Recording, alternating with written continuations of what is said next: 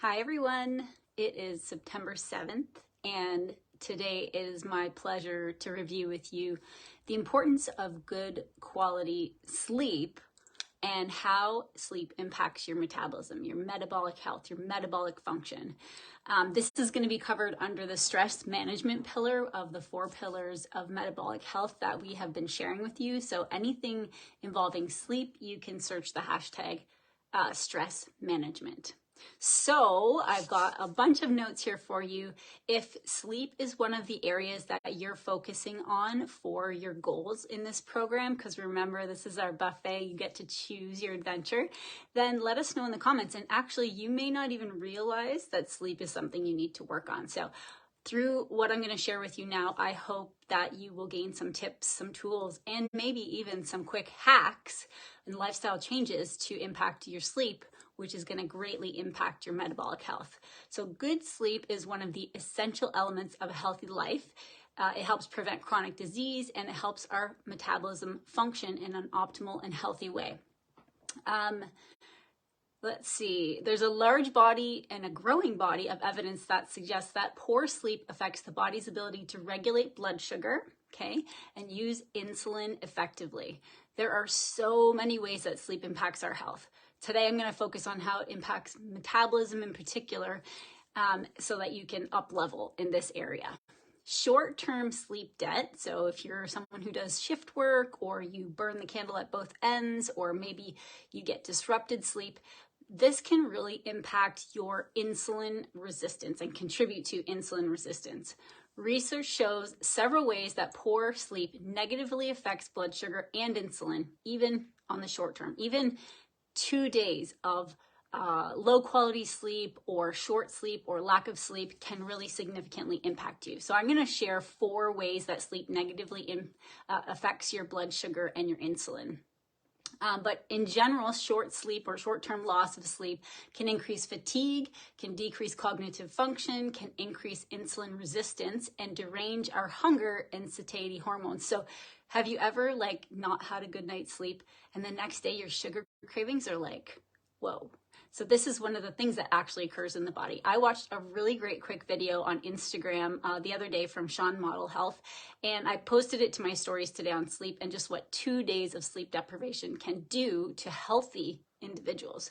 So then I want you to think about what that might, jump on over my stories if you want and check that out. And then he's got a whole podcast on it. So 4 ways that sleep negatively affects blood sugar and insulin. 1, sleep deprivation and poor sleep quality both inhibit the body's ability to metabolize glucose and use insulin effectively. This contributes to higher blood sugar levels. And we know that blood sugar spikes are bad for us. We want that more mellow roller coaster. We don't want the Leviathan, because this can really impact our health overall, especially if it's a continuation or continued elevated blood sugars that leads to chronic disease. 2, not getting enough high quality sleep elevates cortisol. Cortisol is a hormone that in turn contributes to a rise in blood sugar. So cortisol is an essential hormone that we need, but we need it optimally. We don't want it too low, and we certainly don't want it too high, because it affects almost every organ and tissue in our body. It plays many important roles, including regulating your body's stress response, helping control your body's use of fats, proteins, and carbs. So this is your metabolism. High cortisol suppresses inflammation. Cortisol levels can help to suppress inflammation, regulate blood sugar, and regulate blood pressure, okay? When our cortisol levels are high, as in with high stress, as in with low sleep, as in with high consumption of sugars and carbs, and emotional imbalance, when we have high cortisol levels in our body, it can increase inflammation, increase or imbalance blood sugar, increase weight gain, drive up your estrogen, lower your progesterone, and suppress the immune system. So has anyone been stressed over the last 2 years? Does it make any wonder that we're all feeling this way, right? All of these things. These are the major reasons that you guys are in this group, that I'm in this group, that we're feeling these things. It absolutely has to do with stress, cortisol, lack of sleep, and all of that. Okay. Sleeping out of sync. This is number 3. Sleeping out of sync with our circadian rhythm is associated with changes to the body's ability to regulate blood sugar and with overproduction of insulin and increased cortisol. So Patricia's going to share more on circadian rhythms and how important they are to us in our routine. And this is a big one. If you're looking to hack your metabolism and really optimize it, you want to pay attention to your circadian rhythms. I've started doing this a lot more in the last few weeks, and it is making a significant difference. And that's before we even add the awesome MetaPower line that's coming. Like paying attention to the way we are designed to wake and sleep, to eat during our day, and just follow the rhythms of our natural life instead of what we typically do can make a significant difference. So your circadian rhythm is another way that lack of sleep and interrupting your circadian rhythm will interrupt your metabolism or cause challenges there. Okay, the 4th point, poor sleep increases inflammation, which contributes to insulin resistance. This means when you have insulin resistance, it means that it's not as effective at handling things, and elevates your blood sugar. And again, we know that chronically or huge spikes in blood sugar are bad for our health overall. So what are you going to do with these 4 points? What are we going to do about sleep? The big takeaway is sleep is has a powerful influence on our metabolic health because it influences our blood sugar and our insulin. So sleeping well should be a top priority for you. And there are a number of different ways that we can impact our sleep. 1, making enough time for sleep, for high quality sleep. There are some things here that I'm going to say that you're probably not going to want to hear, but I'm going to tell you anyway, just like when Dr. Andrea mentioned, maybe we should cut down or eliminate alcohol. So sleeping on the easy one, sleeping on a consistent schedule. So going to sleep and waking up at the same times every day. I never sleep in on weekends. I noticed when I did that, I felt like crap. So I always get up. Usually, I don't even set an alarm. I get up when the sun comes up. So in the summer, I'm up earlier. In the winter, it's a little bit later. Sometimes I set an alarm in the winter if I want to be up, but I get up when the sun comes up. And that seems hard at first, but I promise you it gets easier. Avoid blue light before bed. TV, Netflix, whatever you're binge watching, computers and phones, and I'm guilty of it too. But you can use blue light blockers, you can turn down your screen light, and the best thing would be to put it away entirely. So instead, what you can do is read a book. You could listen to a podcast. You could play games with your family. You could have a relaxing bath. You could practice some breath work that I'm going to show you that decreases stress and lowers cortisol levels. So I'm going to show you that. That's a tool you can add in too. And that'll be something in my 21-day guided breath work offering that I have later. Avoid caffeine, nicotine, and long naps a few hours before bed. I'm not a napper. This isn't a problem for me. My husband is amazing at 20-minute power naps in the middle of the day. Not this girl. And there are some theories about how napping can influence your sleep negatively too, but I would say it depends on the time of day that you nap. Proper pillow. If your neck is cranked, you're not going to sleep well, or you're waking up sore. I've had a contoured pillow that I had measured. Hubby's a chiro, so we both sleep with contoured pillows. You want to find the one that's right for you.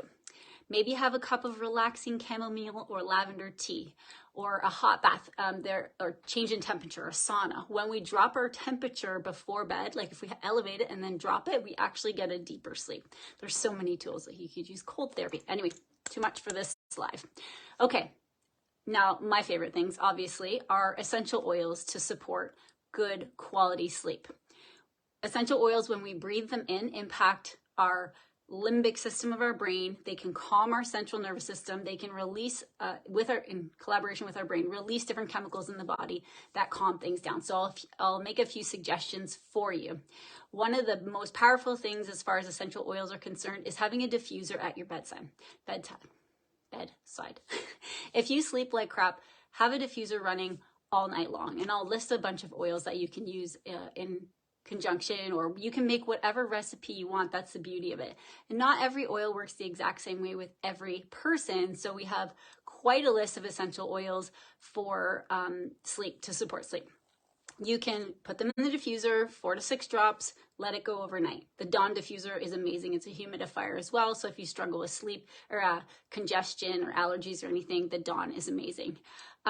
You can apply them to the bottom of your feet before bed. You can make a little pillow spray and spritz your bedding or your pillow. You can take essential oils internally to calm your central nervous system. I love copaiba for that. I love petitgreen and copaiba together is like if I'm not sleeping well, which is rare now, then I will take a drop of each of those under the tongue, or you can take them in a capsule. So here are some excellent essential oils that you can use to support good, healthy sleep. Lavender, serenity, adaptive. And I'll put these in a post too, you guys, so you don't have to scribble frantically. And I want you to share in the comments, what are your favorite essential oils to use before bed? Because I have my faves. I'm going to give you a list now, and there's so many more. Balance. Love balance on the bottom of my feet, morning and night. Bergamot, frankincense, Roman chamomile, petitgreen I mentioned, copaiba I mentioned, cedarwood.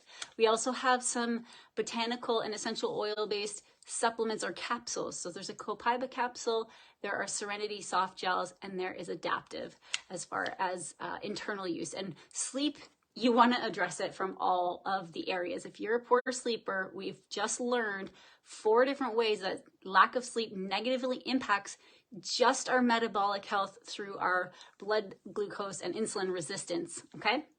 And then I'm going to link up as well an ebook on sleep and essential oils, and it also contains a whole bunch of great information on how to get better sleep and creating an evening routine that will help you. And then I think the last thing I want to share with you is that track your sleep through this program.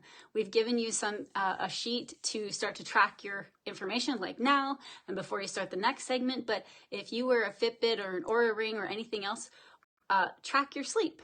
That was one of the biggest areas that I found improved that I didn't even know I needed when I started using essential oils. I was tracking my sleep. I was wearing a Fitbit at night. I don't wear one anymore, but I saw that I went from 16 to 25 times being awake, disturbed sleep during the night, to 8. That was a significant difference. No wonder I felt better rested. So that is a lot of it, a good chunk on how important sleep is for our metabolic health. Let us know, what are some of your takeaways, your favorite oils to use? Is this even an area that is one of your goals to work on in your metabolic health overall? And if you have any questions, please let us know in the comments. Suzanne says, will you touch on supporting those who work shift work in terms of wake? Oh yeah, shift work is a challenge on the entire body. And also it's a necessity if you're in a shift work environment. So you want to do all the things that you can to promote good quality sleep, even when you're on shift work. I would say if you can do a large stint of shift work, trade stuff and do maybe a month straight and then switch back to days versus 2 nights, 2 days, 2 nights, 2 days, then you're going to be better off, and trying to implement some of the routines that we talked about, use some of the oils so you can get good quality REM sleep during your shift work times. And if anyone else has any cues or tips for us, just let us know in the comments. And tomorrow we're going to have Dr. Andrea talking about, wait now, I knew it 10 minutes ago when I started. Oh, macros versus calories. This is a good one. This is going to help you a lot. And I'll put a post up later, essential oils to support sleep. And any questions, just post them below. Thanks, guys.